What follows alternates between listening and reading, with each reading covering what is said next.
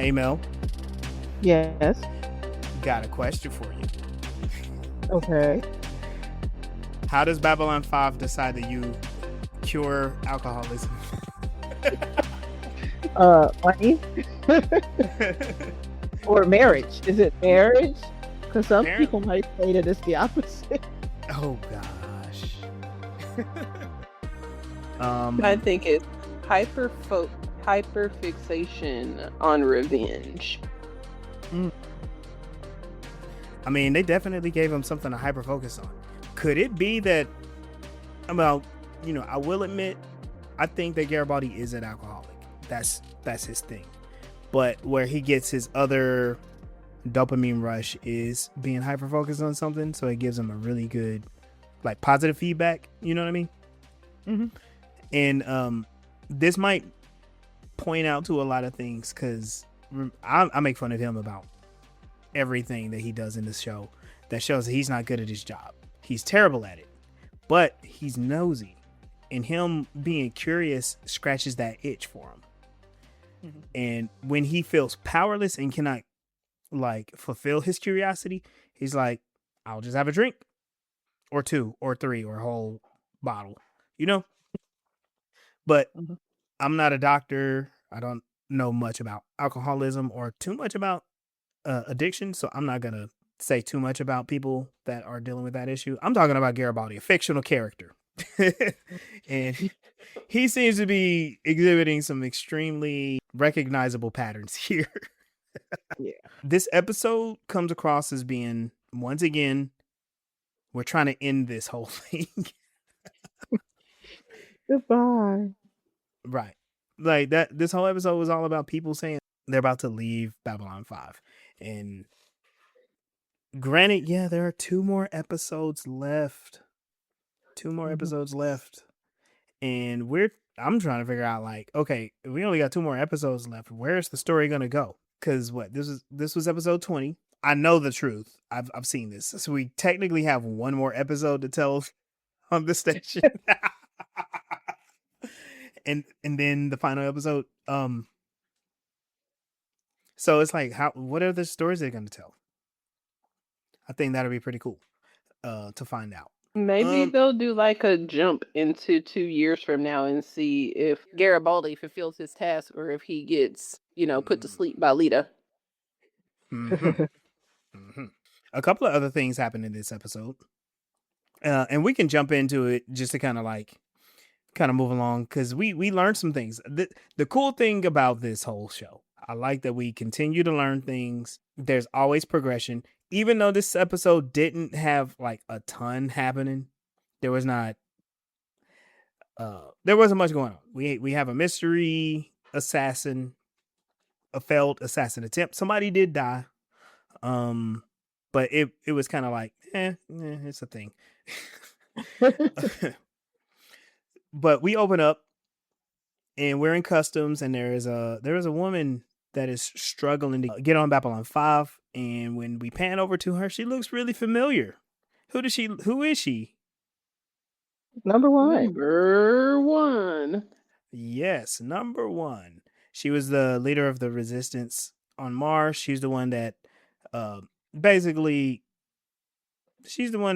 whooped ass when Franklin and Marcus were trying to figure out how to do things. And and she was the one that was pissed because of the telepaths, and now she's an elected official and an official representative of Mars. And along with that job, she gets a name. Can you believe it? She finally passes the Bechdel test. Yeah. Her name is Tessa Halloran, or I don't know how to pronounce that. And I was joking off air, like, they had to give her one of the most 90s names ever. And it kind of goes into the pattern of the show, because they're giving all of these like notable characters these names, and I mean, y'all can correct me if I'm wrong, but they kind of fit into that manic pixie dream girl category. Yeah. Tessa, she was the leader of the resistance, and she was like, very stern, but she disappeared. Actually, I don't even know what she did other than like punish a person. I don't know. Mm. But she definitely wore her tough girl bangs when they were the underground. And then there's Lita and there's Talia. Lita, Talia, these maybe not pixie dream girls, but these are definitely like 90s dream girl, rebel girl names. You know what I mean? Yeah. It kind of falls under the persona of like the name kind of go like they would be friends of who did I say before? You said Barbarella. Barbarella. Yeah. Yeah. Even Yeah. though they don't act anything like her or No. dress anything like her. They're not like her, but the name fits that whole thing, that aesthetic. I think the 90s they were trying to deconstruct like the typical at the time, like the typical archetype for women characters, and they made all the women characters bad girl characters, and not like bad girl seductive, but bad girl like really powerful and just contrary to the main characters. You know what I mean? Hmm. But Like they I can made hold them my likable. own. Like they can hold their own. They're not useless. They're not dependent on a man. They're not sitting around waiting for a man. They like men, but they can live their lives without them having anything to do or with them romantically. Like really, That technically. has been happening in this show a lot. Like, what's our girl that is no longer on the Ivanova, show? Ivanova, the one girl who was coming on hard. Talia. But was that her name? The one that Mm-hmm. was a part of the military, and she only had one night on the base or something. No, that was the one Oh, that was coming on to Garibaldi. she died. Right. Yeah. So there was her, and a lot of the women are like following that same kind of story arc where love and romance is not on the top of their priorities. Yeah. I think that was a big 90s thing too. I wrote it down before I'm saying it before me talking about it now. I have an idea of exploring that or exploring this topic in a side mission. I was about to say that. Oh yeah, it's gonna be the side mission. The cynicism of the 90s, and like there's a lot of deconstruction of archetypes.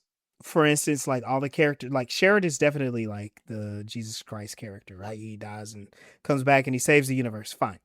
But all the characters around him are flawed. They have addiction problems, they have anger problems, they can be manipulated, they can be controlled. There's all of these things that are going on, and it's contrary to a lot of what was shared, in previous TV shows and movies. And it just is highlighted in this show. And I like it a lot. But what I think would be cool is to look at the cynicism and deconstruction of the 90s era and compare it to the absurdity and deconstruction of millennial era television. Mm.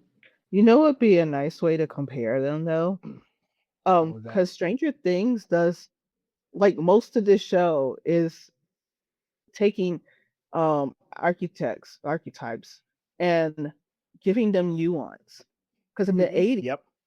we had all these archetypes and they were just like basically stereotypes. And in this show, they take them and do it in an 80s style, but they give them nuance. And I thought that was so impressive because you have the one Yeah. girl, Erica, who's the Mm-hmm. black lady. She's Yep. a little kid, but they added so much nuance to why she acts that way Yep. and gave her so much of a background to her personality that I can't be mad. I'm actually kind of applauding it.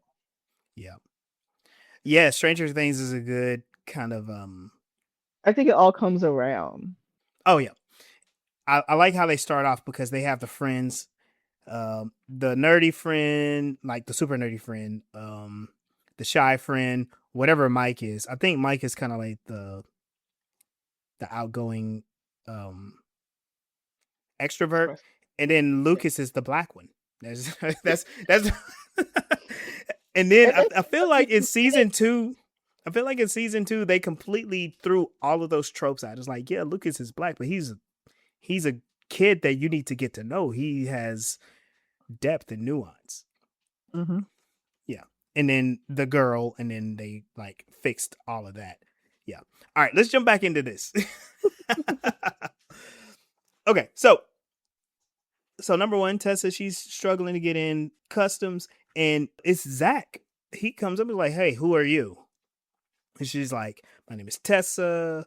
I am a elected official from Mars, and this thing won't read my credentials. And he's like, yeah, these aren't official Earth credentials. And she's like, duh, I'm from Mars. Like, and she's like, they haven't updated our stuff yet. And he's like, I don't know. And then Franklin pops up. He's like, yeah, I vouched for her. Let her on in here. And he's like, well, what do you know about her? And like, she's from Mars, and she helped save the universe.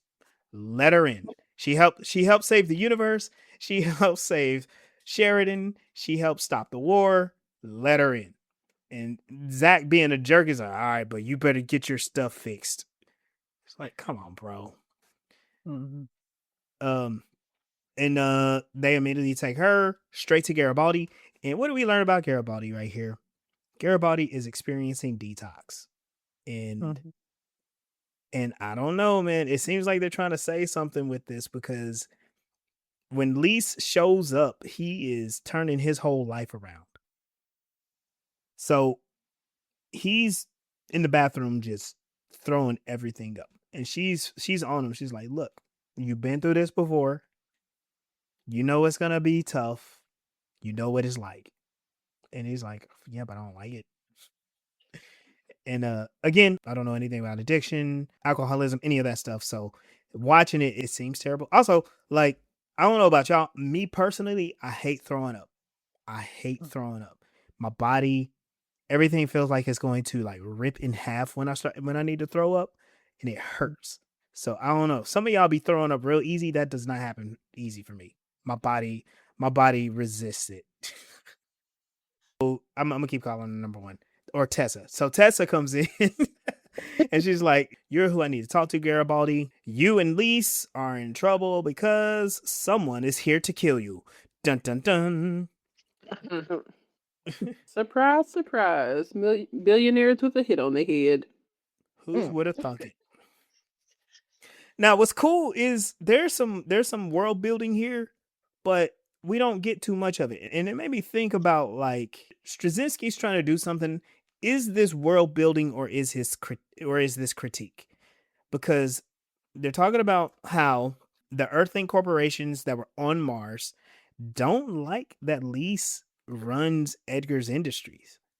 And they're afraid that she would be exposed to some of the under the table stuff.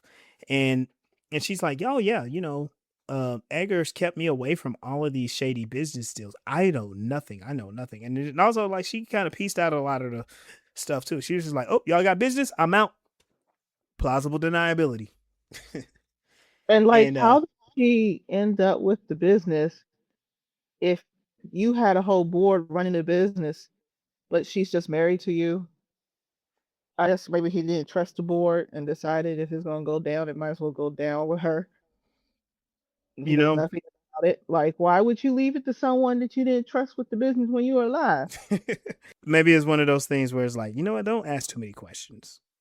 This you know what I mean? Because it could have been something in their marriage agreement, like she gets half, or maybe he made her a trustee or something very powerful. Basically, she runs the company. Now we know, like, okay, the corporations are afraid that she might see some stuff that they don't like.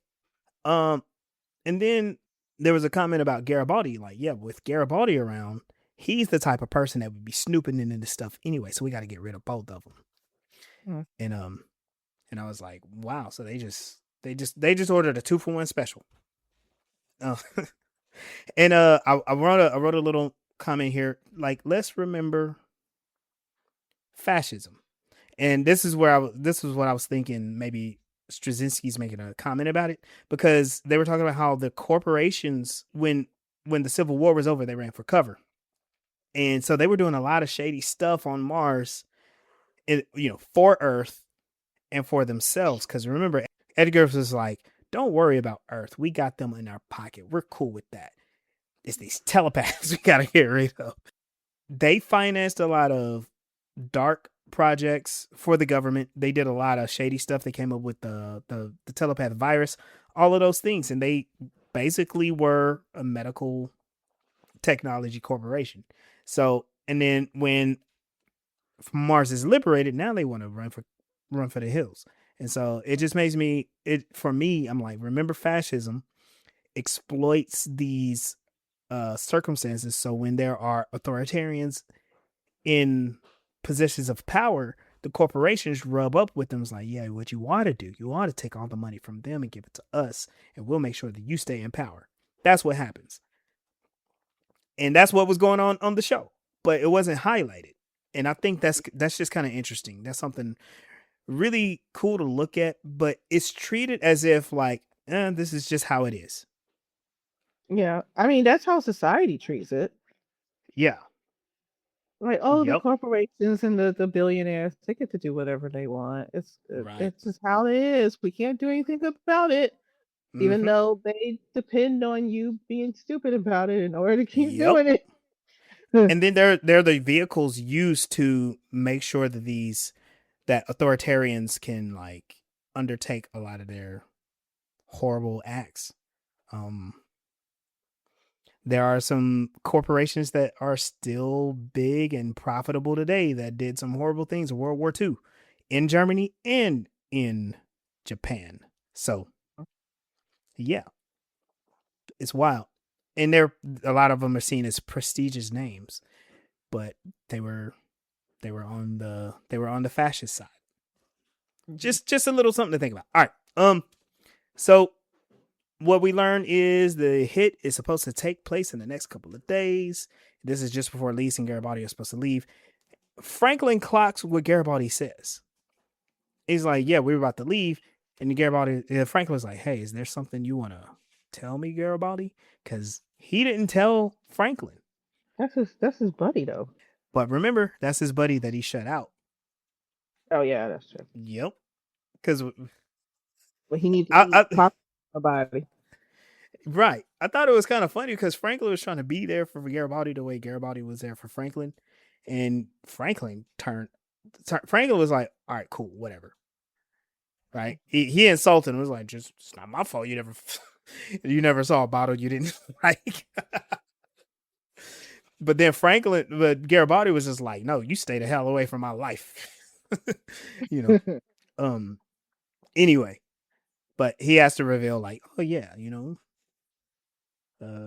getting married. We switch to see Jakar. He's being plagued by the Narn followers, which these actors are hilarious to me. If you watch what the Narn are doing on camera, it's just goofy. And he's trying to get to the brig where Lita is, and he's like, hey, remember what we agreed to? Which means she's supposed to leave with him when he leaves. He's leaving Babylon 5. He's not going back to Narn. He's basically going to be exploring the Rim for a few years. He's basically saying, so they've been keeping you in here? She's like, yeah, I'm in here by myself. And he goes, I've been inside of cells too. It's not as bad as you think. He said, I did some of my best writing. Yeah. Yeah. It's like, you cannot escape. You can't run from yourself. You get to reflect on things. And in fact, when you have time, reflect on the walls. Like, shut up, bro. This is...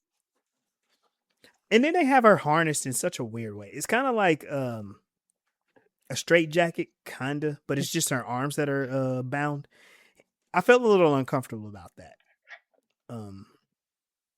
And then I also don't get it because they have a telepath restraint. Her hands are not the dangerous part, people. Hello. And she's just sitting there like kind of ditzy, like Right. Yeah, she's just casual about it. And she accuses Jakar. She's like, the only reason why you're here is because we have our agreement. You get access to telepath DNA. And he turns to her like, is that really what you think is going on here? I made the right decision. You need to come with me. And on the one hand, I'm kind of like, what is he talking about? But we'll see what happens. This is another example of Alita coming to her own. She's becoming more autonomous, more independent, more powerful. Sheridan is with security chief Zach, and they devise a plan. They're talking to Garibaldi. He's like, okay, so we got this assassin here. He could be, we don't know who he is. He could be anywhere. So instead of just doing this search, we're gonna make him come to us. And what they decide is they're gonna throw a going away party for Jakar. Security's gonna be there, front and back is gonna be great, and we're gonna have Garibaldi and Lise appear there too. So then they're setting it up to where if there is any chance for the assassin to take Garibaldi out, that's where they're gonna be. That's where it should be. So they're kind of setting it all up. And also, Sheridan did talk about they're gonna put Garibaldi and Lise in like secret quarters, but they're not gonna make them hide forever. And so that's why they came up with like, we're gonna draw them out with this party. Meanwhile, we get to see the assassin. He walks onto a lift and he stabs a guy. And what really bothered me about this is if you kind of look sideways and squint, the assassin looks like a version of George Carlin. And so I couldn't take him serious at all. And then he tells a joke. Yeah, he tells a terrible joke. A 90s joke. Yeah. It's like, oh, I hate these lifts. You don't never know if you're going to get the elevator or the shaft. And then he shanks him. Yep. He gives him Shanks shaft. He's like, sorry, bro. And so Zach and Franklin, they find the dead guard. Yeah, the killer stole the comlink from the dead guard, but he was struggling to hack it. Zach, he's talking about like, man, I don't know. I don't believe in coincidences. Why would someone just kill this type of guard? No, this person had to be a professional. Why did he kill the guard? And so Zach is now on the Garibaldi train of getting hyper fixated on certain details of a case, which I like Zach when he does it because he's actually doing his Tessa meets with Sheridan and is detailing how Earth is sabotaging Mars. And I thought this part was so cool, but it only happened in a conversation and it should have been like a whole series. Basically, after the Earth Civil War, Mars got his independence and Sheridan and them are like, yeah, we support your independence. But, typically after you have independence, there's a civil war.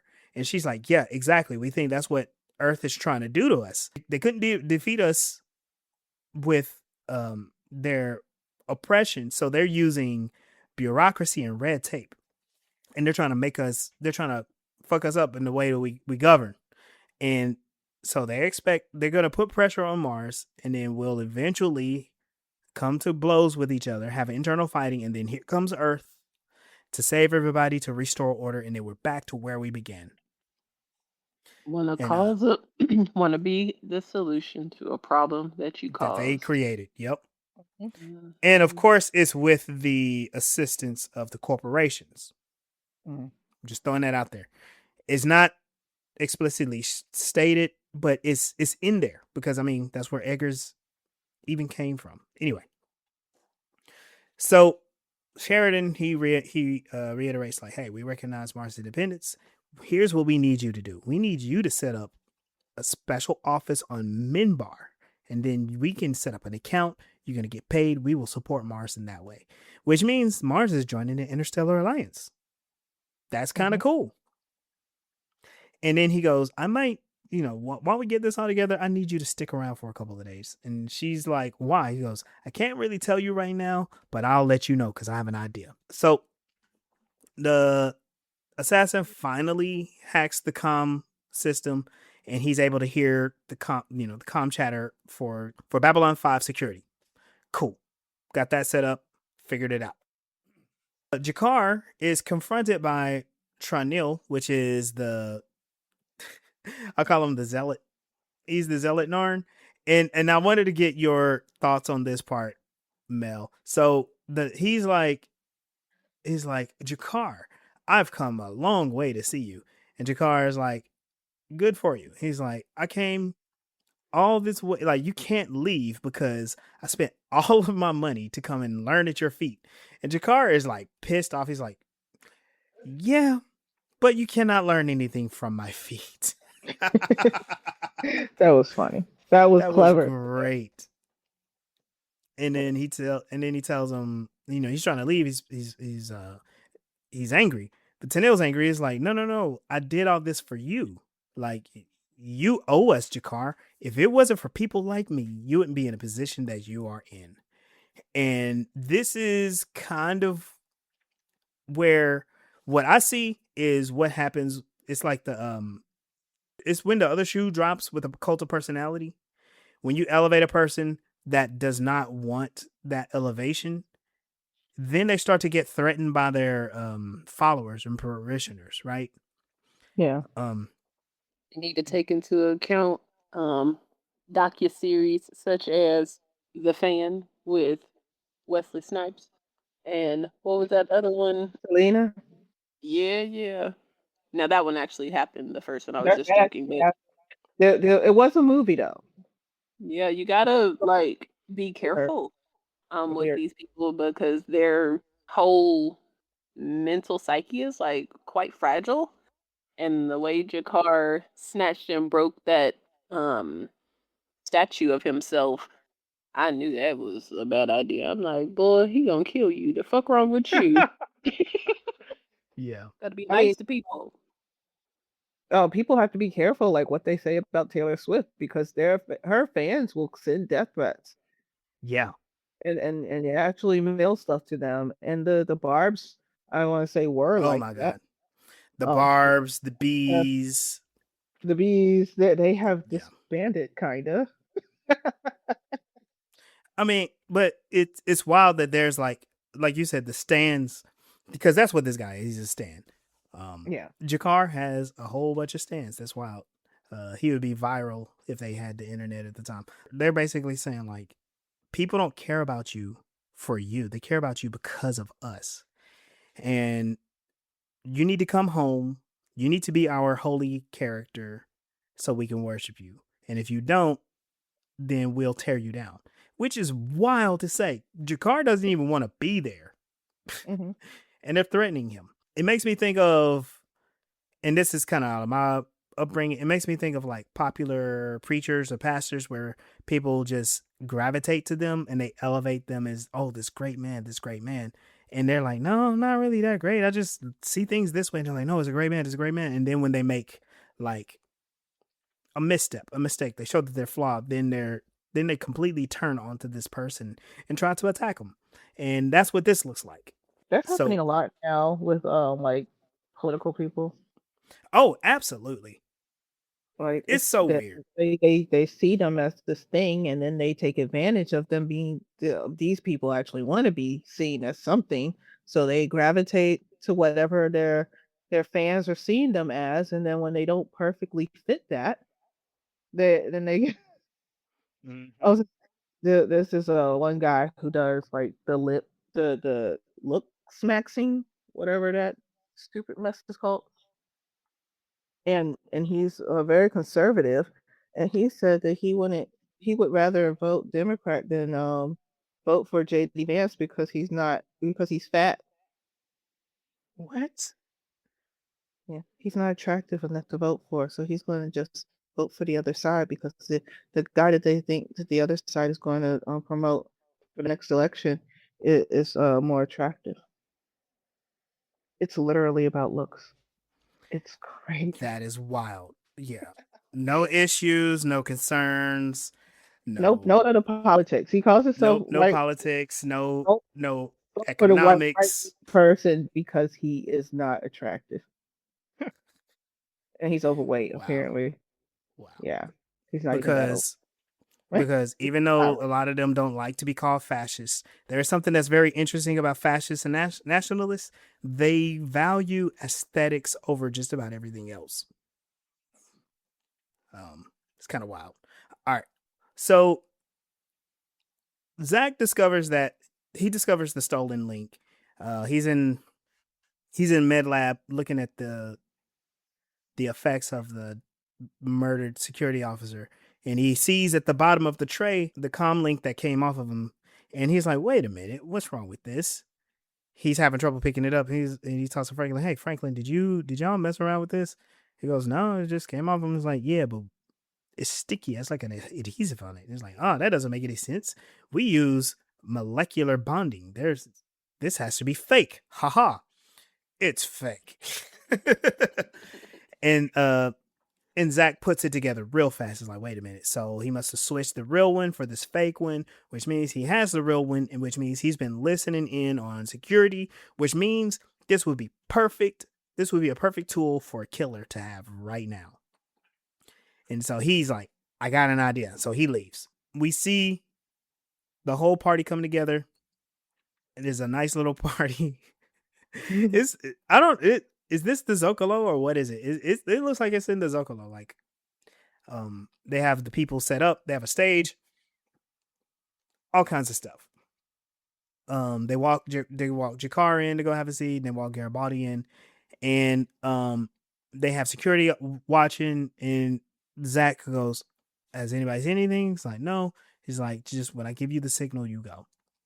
And so everybody is in, and then he signals that they turn on a transmission that sends a high frequency, and it deafens the assassin. The assassin is still trying to kill him. He pulls out the PPG and points it at him, but then security gets on around him and they take him down. They take the gun, they arrest him. But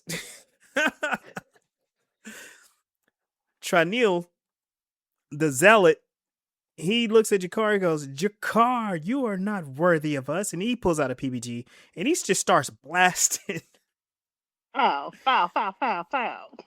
And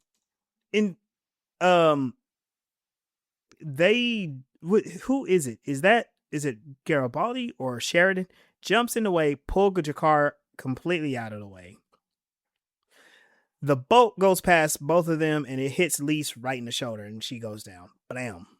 Everybody is safe except for Lise is injured. They took her to med lab and they're all like, "Hey, how's she doing?" "Well, she took a hit. We see how she gets."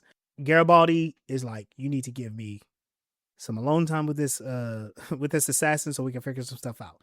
And so he goes and grabs Lita from her cell and he's like, "Okay, look, we need you to talk to this guy." And she's like, "What are you talking about? If I use my powers, it will be inadmissible in court." He goes, "I don't care. I just need to know a couple of names." And so they interrogate him. He asks questions like, "Who sent you?" But he starts to resist Lita Alexander's telepathy. And he's doing it by like, keep his mind occupied, doing math, singing songs. But she understands this. She's like, I see you've learned well, little little grasshopper, but I know some things. She pushes through. She distracts him and he gets angry, and then she gets into his mind. Find out that the person / people that hired Garibaldi are the entire board of Edgar's Industries. Not just one of them, the entire board. And the reason why it was all of them, because they all had to agree together that this is what they were going to do. And so Garibaldi has a target now. We switched. We see Jakar doing his farewell to Sheridan. He's doing his goodbyes. And at the end, so it was kind of interesting because, how do I say that? There was a sentimental touch to this. One is Andreas. Andreas is a great actor. But I mean, Bruce, he holds his own with him. Mm-hmm. And there was something really, really cool. Sheridan says, "When the day is done, I've had the greatest respect for you," because he was there from the beginning. He, not when Jakar was like a potential villain, but just when he was outraged, right? Mm-hmm. And Jakar talks about leaving. He goes, "I believe when we leave a place, part of it leaves with us and part of us remains." And there is like this great, just sentimental monologue here that y'all need to watch this episode and listen to it because it's pretty cool. The actors' rapport with each other really comes out. Yeah, it's great. It's like they really know that this is going to be the last scene. Yeah. I mean, obviously they know because they read the script. But yeah. And then when they finish there, Jakar calls Sheridan John. And he's like, wait a minute. You've never called me John before. And Jakar's like, yes, I have. And they just kind of go back and forth on that. This is literally the only scene that he's ever called him John. Mm-hmm. And I feel like, of course, Delenn calls him John often. Garibaldi's called him John a couple of times, but I think that's about it. Yeah. Not too many characters. So this scene I thought was a little on the edge of potentially being creepy, but they played it as if it was something exciting. Y'all tell me. So Garibaldi is watching over Lise in her quarters. She's under pain medication, so she's completely out. She had her shoulders all taped up and everything.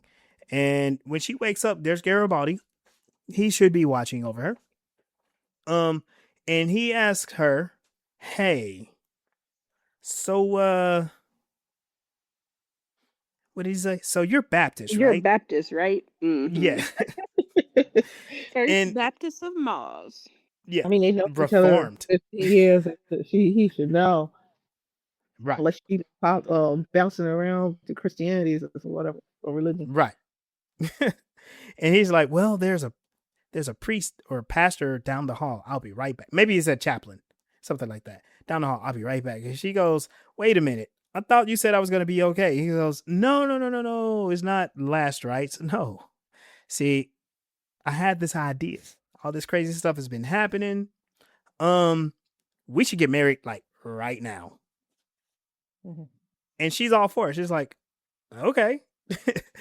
But let me back up just a little bit. He started this whole scene with saying like, with you in your current state, it makes you a little bit more agreeable to my idea. Yeah, that was creepy. That was creepy. In other words, yeah, you're all drugged up. You're on these painkillers. You may not necessarily be interpreting reality the best. Let's get married. And so she agrees, and he runs off to get a priest, pastor. It has to be a pastor, right? Baptist is like a type of Protestant. Baptist have pastor. Yeah, they're Protestant. Yeah. So he runs off to do that. We see in, I guess, one of the docking bays, Jakar is waiting for Lita. She's flanked by some security officers. And he's like, take those off of her. Because she has on these high-tech shackles, which, again, that's not the part of the telepath that's dangerous, y'all. And then she pulls a whole Magneto and like has the whole metal shackles just collapse off of her onto the floor. And the guards are looking like, oh shit. And she just looks at them with a cold stare like, the fuck you gonna do? They're like, nothing, we just gonna go back in the house. Right. They had this look like, well, we were told to just bring her here. All right. We don't want no smoke with you, Lita. And Jakar is like, if you could have done that the whole time, why wear them at all? She goes, it just made everybody feel comfortable. Because they were holding her hands. Freaky side in there. Where she was like, yeah. And then I kind of started to like it. Her and Jakar, y'all talking about spinoffs. That need to be the spinoff that we follow. What the hell they about to be doing for the next 2 or 3 years? Yep. I agree. Oh yeah, that's right. Because she did threaten Garibaldi. She's like, look, if you don't do what I told you to do in the next 2 years, when I come back, I ain't helping you. That's your ass, Mr. Postman. Right. Yeah, that's gonna be Babylon XXX. Oh my god.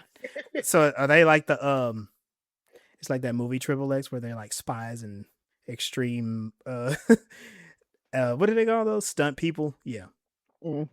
I'm trying to clean it up because Sunday's trying to make it super dirty. Oh, because I'm like, no, I'm talking BDSM, sir. What are you doing? No. Yeah.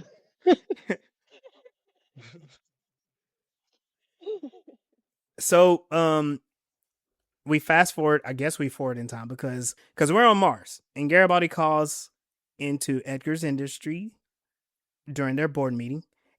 It's dark, but I assume there are 5 people there. There's the guy at the head of the table, and then there's 4 people at the table. And so basically they're at the board meeting, and Garibaldi confronts them, and he's the whoever's at the head of the table, he's like, "Oh, my bad, Garibaldi. Yeah, we heard some people try to kill you. We took care of that guy. He's dead now, so there's nothing for you to worry about. It's all good." And then Garibaldi is like, "No. I got help from a friend that told me, like, and not only is it that guy, but it's all of you guys." And he introduces Tessa, and he's like, "Yeah, she's the new covert intelligence director for the Interstellar Alliance." And she's like, "Hey, y'all, remember me? Yeah, I'm gonna be all up in y'all shit now." And so they're pissed about that. And then Garibaldi's like, "Thank you very much. All right, we'll talk to you a little bit later, Tessa. Thank you." And so we know that she got hurt. That's what Sheridan's idea was. He wanted to replace Garibaldi with her because Garibaldi was leaving, and she just happened to be there. They're fulfilling their promise to Mars. And he's like, "Okay, good. Now this part is really juicy, and I needed her to be gone because she can't hear this part. So here's the deal. You see this check? This is 500,000 credits, and I'm gonna put it in a special account. And here's what's gonna happen. If something happens to me and Lise, we stub our toe, fall in the bathtub. If we die of anything other than old age, that money is going to go to an assassin, and it's going to kill every last one of you in this room." And he says, "Also, this is what I expect. You all are going to tender your resignations immediately. Thank you very much. I And good want luck." to know what kind of smoke they had or dirt that they had on the woman. Because they told us about all the infidelity of the men on the board, but what the lady do? She trafficking kids or what? Uh, I, I was gonna say something really terrible. I'm not gonna say it. Yeah, because Garibaldi ran down the list of all of the board members, like infidelity and cheating and all kinds of a whole secret family. She's embezzling money. We'll say that. They're all tax cheats. They're all pieces of shit. And so he's like, "I got all of y'all secrets. Y'all need to quit. Otherwise, people will know. Also, if something happens to me and Lise, y'all gonna die. Peace out. I'm out." So that kind of wraps up those ends there. We switch back to Babylon 5. We got Franklin and Tessa having a conversation on the Zocalo because they're having dinner together. And they're talking about how her new role, she's going to be going to Minbar. And Franklin's like, "Yeah, I'm going to be exploring space and doing the xenobiology stuff." And they're having some little flirty eyes at each other. They're talking about rekindling their thing because Mars was a special time for them. And she was like, "Yeah, I don't really have time for that right now." And he's all like, "Yeah, I get it." And then he goes, "Before I leave, I got about an hour to kill." and she thinks about it. She's like, "You know exactly how I like the lights." And so, yeah, they about to go celebrate one more time before they both go their separate ways. The Which, way hey, she was yelling at the waiter, check, check, check, check. Like, yeah, we need to get out of here right now. I only got 70 minutes. Yep.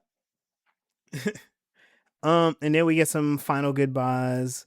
Delenn and Sheridan, they're on the station walking, and she was like, "Man, I didn't get to say goodbye to Garibaldi." And Garibaldi pops up, and they do their farewell. Garibaldi is all like, "Yeah, man, you guys were here for me. My parents died, and I didn't think that I was gonna make it." He goes, I figured I'd be somewhere face down down below in Brown sector." And he kind of was a couple of times, wasn't he? For sure. Yeah, getting stabbed, getting shot. People kept finding him. That's the problem. And he basically says, like, Delenn and Sheridan kind of like filling that hole in his heart and being all sweet and stuff. And it's like, "Well, I'm off to Mars with my wife. Peace out." And for the first time, Garibaldi is optimistic. You don't say. And you know what was funny about that whole blackmail thing with Mars and stuff. Yeah, most of why that worked, especially the threat part at the end, was because he was now married to her. Mm. He married her on the spot. Because I'm like, this is the least romantic wedding and proposal ever. Why is he doing this? And like, y'all got money. Why don't y'all just wait to go to Mars and actually have like a real ceremony and stuff? Because he Yeah, needed to own the company so that he could threaten these people. yeah, that was a huge manipulation, and I am pretty sure he didn't tell her that, which is kind of irrelevant because she's been manipulating in a rat piece of shit the whole time too. So it takes one to know one. Mm. I hope they live long and prosper. I mean, it could also be that counterculture stuff. They're just like, no, we're just gonna get married. I mean, they feel like they both have been like Garibaldi's been telepathically controlled. He's been shot, stabbed, stabbed again, all kinds of stuff. Beat up. But And he she's figures like, been trying to marry him. It's not until what he needs is this checking account set up in a way to where he fulfills the mission that Lita has put him on, that he's going to use, getting married as like, you know what? I think this is a pretty good idea to get him what he wants. Mm. It also but gives him, what she wants is him though. huh? But what she wants is him. It's kind of a weird, what you call it, codependency. Yeah. Yeah. Like she to have someone who has the money so she has access to money, but she doesn't want to do any of the stuff that requires being money or getting the money or owning the money. She just wants to be like the perfect little housewife kind of. And she was on the first in that the first scene that they showed them in when number one came to their place and she's answering the door and she's like, well, he's da da da da da. And I'm like, why are you acting like a little housewife when you're the owner of a giant corporation? Right. Yeah. So they say goodbye to Garibaldi. And then as his shuttle takes off, Delenn and Sheridan have a conversation about how they're gonna miss this place. Because we started out the whole episode with Delenn on Minbar handling the final preparations for the Office of the Interstellar Alliance President, or whatever it's called, their new headquarters. And so they're about to leave too.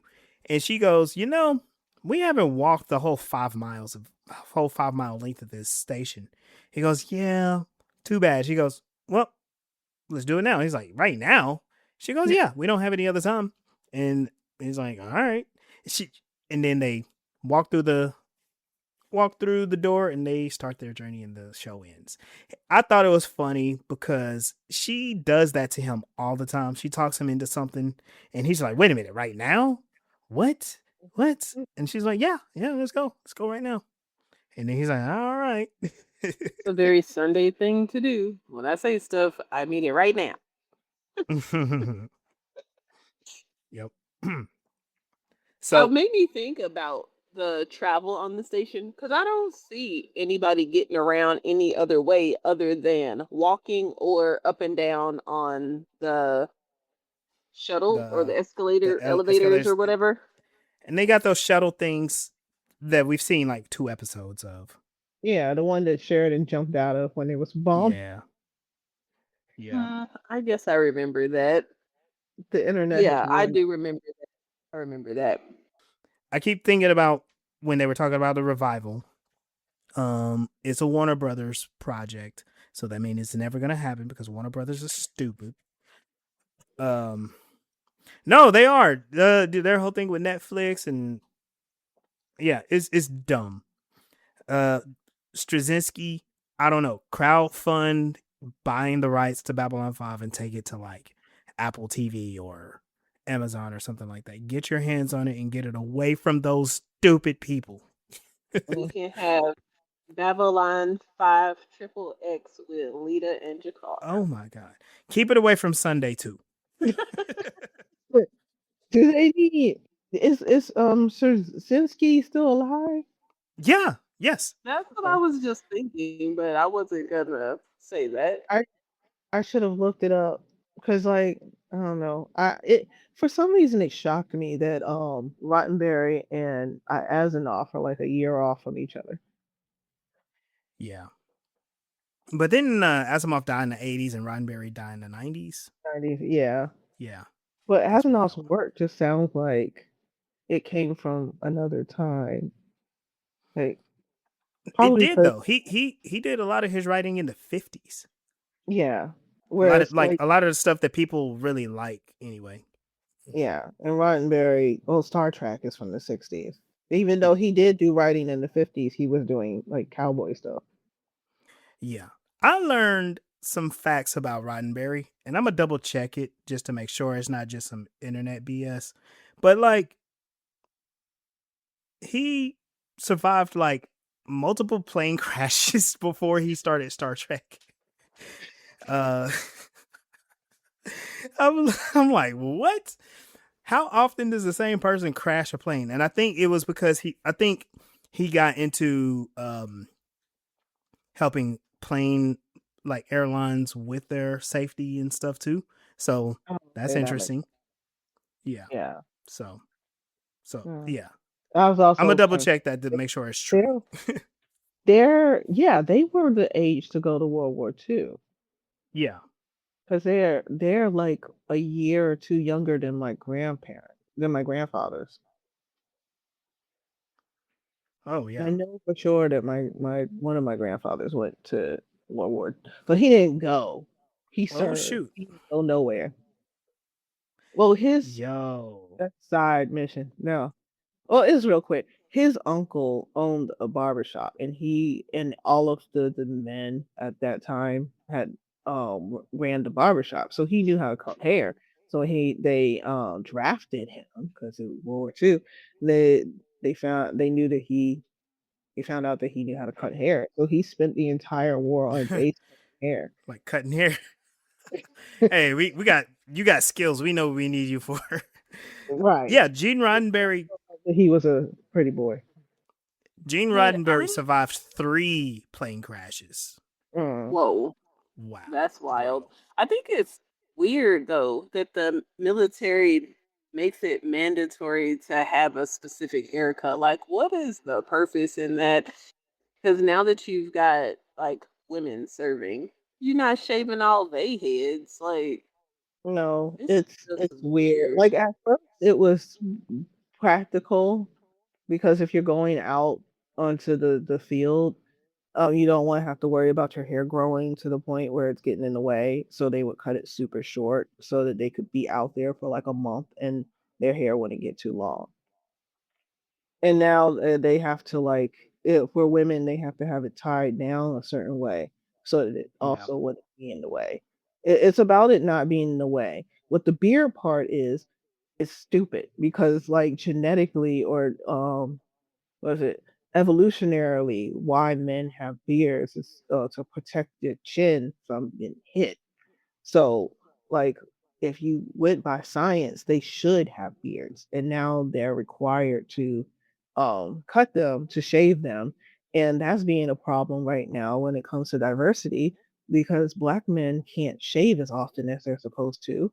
Some of them have to get medical Yeah. permission not to shave as often because it does damage the skin because they get lots and lots of ingrown hairs because it's curly and it curls in Yeah. and grows in. So that's one of the ways that people are thinking that they're trying to keep diverse people from being in the military. And I'm thinking that they probably was just forcing them to cut their hair because they had shit personal hygiene to begin with. So this is just one less thing that we're gonna have to have y'all nasty butts worried about. Mm. You can edit that part out, babe, but that's what I think. Yeah. Okay. All right. Let's get ourselves on up out of here. We got 2 more episodes before we are finishing the series, which means we got a new mission that's popping up. Yay. Yeah. So maybe we should do a mission briefing after this mission is complete, and then we'll give ourselves a couple of weeks to breathe, and then we'll go into our next mission with Starfleet. Yeah. We're recording on a second right now. Yeah, so it's wild because when they get to see this, when they see this episode, it'll be so far down in the future, probably late February. So it's all good though. We doing great. Yeah. Thank y'all very much for joining us for Voices in Hyperspace.